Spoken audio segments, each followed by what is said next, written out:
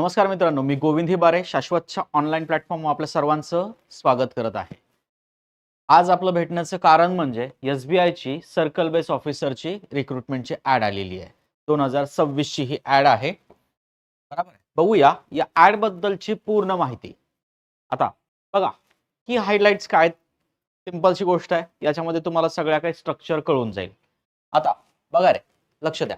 कशासाठीची add आहे? Circle base ऑफिसरची add आहे. बरं, ॲडव्हर्टाइजमेंटचं नंबर काय ते दिलेला आहे तिथे, बरोबर आहे. पर्टिक्युलर ॲडव्हर्टाइजला पर्टिक्युलर नंबर असतो. आता नंतर 2000 वॅकन्सीज होत्या, वाढलेल्या आहेत, अपडेट झालेल्या आहेत. वॅकन्सी किती होत्या? 2050 होत्या आणि बॅकलॉग किती होता? 223 होता. तर ते वाढून तुम्हाला इथं सांगितलेलं आहे. सगळ्या वॅकन्सी सध्या 2273 आहेत, बरोबर आहे, अपडेटेड आहेत. पे स्केल कशाचा असेल? JMGC GS first starting base किती असेल? 48. ते TA मिळून तो नियर अबाउट 70,000 पर्यंत जातो, बरोबर आहे. जॉब लोकेशन सर्कल असेल स्पेसिफिक, जे ऑल इंडिया ओव्हरऑल इंडिया कुठं जरी असलं तरी तुम्हाला जावं लागेल. म्हणजे तुमच्या घराजवळ असेल का असं काहीच नाहीये, बरोबर आहे. ऍप्लिकेशन कसं आहे? ऑनलाईन, सगळ्याला माहिती आहे. डेट काय? तर 29 जानेवारी पासून ते 25 फेब्रुवारी पर्यंत तुम्ही ऍप्लिकेशन करू शकता. 18 फेब्रुवारी पर्यंत होतं, एक्सटेंड झालंय, 25 फेब्रुवारी पर्यंत केलंय. एक्झामची डेट टेंटेटिव्हली मार्चमध्ये सांगितलेली, मार्चमध्ये सांगितली तर मार्चमध्ये होईलच एक्झाम, असं पुढे मागं काही होणार नाहीये, बरोबर आहे. जनरल ओबीसी साठी, जनरल साठी 750 रुपये फीस आहे, बाकी कोणालाही कसलीही फीस नाहीये. ओके, याचे की हायलाइट्स होते. आता जाऊया याच्या स्पेसिफिक सगळ्या गोष्टींवर. बघूया रे, चला लक्ष द्या.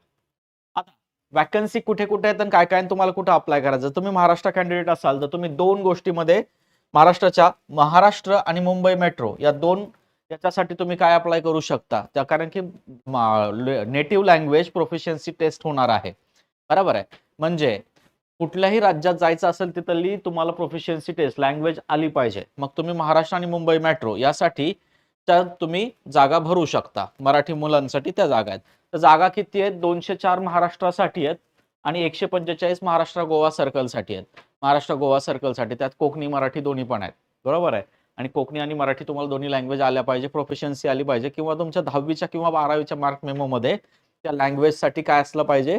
कॉलम असला पाहिजे. म्हणजे त्या लँग्वेज तुम्ही 10वी किंवा 12वीला शिकलेले असल्या पाहिजे.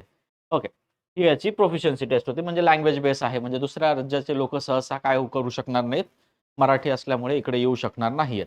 मग चांगली वॅकन्सी आहे. पण आता शैक्षणिक पात्रता बघून घ्या, बरोबर आहे. कुठलेही ग्रॅज्युएट चालू आहे, बरोबर आहे. कुठलंही ग्रॅज्युएट चालेल. त्या व्यतिरिक्त काही लोकांना कन्फ्युजन असतं, वैद्यकीय चालेल का? हो. अभियांत्रिकी इंजिनिअरिंग चालेल का? हो.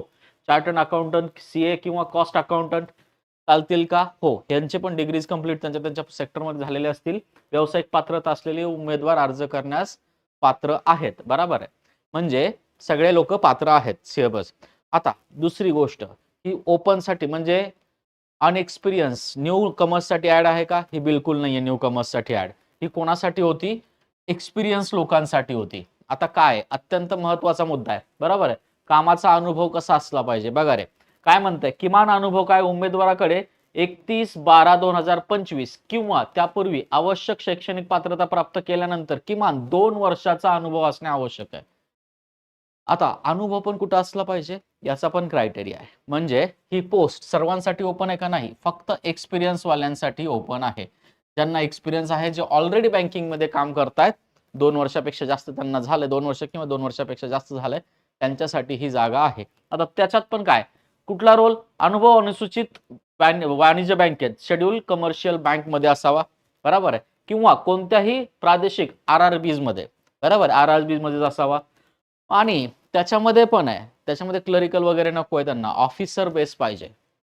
म्हणजे तुम्ही RRBs मध्ये किंवा शेड्यूल कमर्शियल बँक मध्ये as a officer, deputy manager, manager, officer या पद्धतीने तुमचं तिथं पोस्टिंग पाहिजे, तरच तुम्ही याला अप्लाय करू शकता. क्लिअर आहे? 2 क्रायटेरिया आहेत, दोन्ही पण तुम्हाला व्यवस्थित कळाले असतील. चला आता पुढे जाऊया. सर्वांसाठी ओपन होती का पोस्ट? नाही, फक्त एक्सपिरियन्स लोकांसाठी आहे. बघा, किमान वय 31, किमान वय 21. आता 21 वर्षाचं असं कोणी नसतंच, बरोबर आहे. जॉबला असल्यावर 21 वर्षाला कोणी नसणारच आहे, बरोबर आहे. कमाल वय किती आहे? 30. आणि त्यानंतर ओबीसी, SC, ST साठी एक्सटेन्शन जे असतात ते त्या पद्धतीने सांगितलेले आहेत. पुढे बघूया. आता सिलेक्शन प्रोसेस कशी? 3 प्रोसेस मध्ये काय होईल? पॅटर्न कसं आहे, 3 याच्यामध्ये 3 स्टेपमध्ये ऑनलाईन रिटर्न एक्झाम होईल, त्यानंतर ऑब्जेक्टिव्ह आणि डिस्क्रिप्टिव्ह दोन्ही पण असेल, बरोबर आहे. स्क्रीनिंग होईल आणि त्यानंतर इंटरव्ह्यू होईल. आता बघूया काय काय आहे याच्यामध्ये. बघा रे, ऑब्जेक्टिव्ह टेस्ट कशी आहे, तर ऑनलाईन टेस्ट कशी आहे, 120 मार्काची आहे पूर्ण आणि 50 मार्काचं डिस्क्रिप्टिव्ह टेस्ट आहे. आता ऑनलाईन जी टेस्ट आहे त्याच्यामध्ये इंग्लिश आहे, ओके, बँकिंग नॉलेज आहे, जनरल अवेअरनेस आहे आणि कम्प्युटर ऍप्टिट्यूड आहे. म्हणजे याच्यात बेसिकली रिझनिंग आणि मॅथ नाहीये, रिझनिंग आणि मॅथ नाहीये. डिपार्टमेंटल एक्झाम बसते, बेसिकली एक्सपिरियन्स बेस असल्यामुळे त्याची काही गरज नाहीये, जे बेसिक नॉलेज पाहिजे ते आहे. आता पुढचं बघा रे, क्वेश्चन किती आहेत इंग्लिश लँग्वेजला 30, banking awareness banking knowledge 40, general awareness 30, computer aptitude 20, बरोबर आहे. आणि क्वेश्चन सोबत त्याचं काय, मार्क सोबत त्याचं काय, सेक्शनल कट ऑफ पण आहे, बरोबर आहे. सेक्शनल टायमिंग आहे, सेक्शनल कट ऑफ आहे. सेक्शनल टायमिंग 30 मिनिटं, 40 मिनिटं, 30 मिनिटं, 20 मिनिटं या पद्धतीने त्यांनी काय केलेलं आहे, 120 मिनिटाचं डिव्हिजन करून ठेवलेलं आहे, बरोबर आहे. आता डिस्क्रिप्टिव्ह टेस्ट काय होईल, इंग्लिश लँग्वेज मध्येच होईल, रिटर्न मध्ये होईल, बरोबर आहे. लेटर रायटिंग किंवा एसे आणि एसे, बरोबर आहे, अँड आहे तिथं. लेटर रायटिंग आणि एसे हे दोन्ही तुम्हाला लिहावे लागतील. 2 क्वेश्चन असतील, एक लेटर रायटिंगचा एक एसेचा असेल, 50 मार्काचा असेल, बरोबर आहे. आता computer based candidate must type their answers on the computer, ही रिटर्न जरी असली तरी रिटर्न त्याला असं नाहीये, बरोबर आहे. तर काय करायचे ते, कम्प्युटरवर तुम्हाला ते टाईप करायचे, okay. After that phase 1 online परीक्षा, त्या पद्धतीने मी तुम्हाला सांगितलेलं आत्ताच. हे मराठीतून ते इंग्लिशमधून होतं, हे काय कशातून आहे, मराठीतून आहे, बरोबर आहे. उत्तरे टाईप करायचे ते सांगितलंय. आता स्क्रीनिंग टेस्ट कशी असेल बघा रे, तुमची स्क्रीनिंग टेस्ट ऑनलाईन परीक्षेत पात्र ठरलेल्या उमेदवारांनी कागदपत्रे नोकरीच्या प्रोफाईल स्क्रीनिंग समितीद्वारे तपासली जाईल. म्हणजे तुमची कागदपत्रे, एक्सपिरियन्स सगळ्या कोण तपासतील, एसबीआय वाले तपासतील. स्केल 1 जर्नलिस्ट ऑफिसर, कुठली पोस्टचं नाव आहे या, सीबीओ जसं म्हणतो आपण, तर तुमचं पोस्ट काय असेल, स्केल 1 जर्नलिस्ट ऑफिसर या पदावर स्वरूपाशी सुसंगत असणे आवश्यक आहे. प्रोफाईल पण तुम्हाला त्याच पद्धतीचं असलं पाहिजे, तरच तुम्ही या परीक्षेसाठी पात्र आहात. आता फेज 3 काय होईल, इंटरव्ह्यू. इंटरव्ह्यू मध्ये सगळ्या गोष्टी सांगितल्या जातील. आता बघा रे, मार्किंग सिस्टीम काय, नॉर्मलायझेशन होणार आहे का, तर होणार आहे. 75% डिस्क्रिप्टिव्ह ऑब्जेक्टिव्ह याचं मिळून घेतील, बरोबर, आणि 25% 25% इंटरव्ह्यू साठी असेल. म्हणजे 100% काय करणार, 75% त्याचं आणि 25% याचं, म्हणजे नॉर्मलायझेशन करून 100% पर्यंत आणणार आहेत ते, ओके. नॉर्मलायझेशन प्रोसेस आहे का, तर आहे. आफ्टर दॅट हे पूर्ण कशाबद्दल होतं, एक सेक्युअर्ड चांगला जॉब पाहिजे असेल, एसबीआय म्हणलं तर तुम्हाला माहिती आहे, बरोबर आहे. जर तुम्ही कुठल्या रिजनल बँकेमध्ये, शेड्यूल कमर्शियल बँकेमध्ये काम करत असाल, तर ही एक चांगली अपॉर्च्युनिटी आहे. कुठे, नॅशनलाइज बँकेमध्ये, देशातल्या सगळ्यात मोठ्या नॅशनलाइज बँकेमध्ये काम करण्याची, ओके. असंच भेटत राहूया शाश्वतच्या याच प्लॅटफॉर्मवर नवीन नवीन ऍड सोबत. धन्यवाद.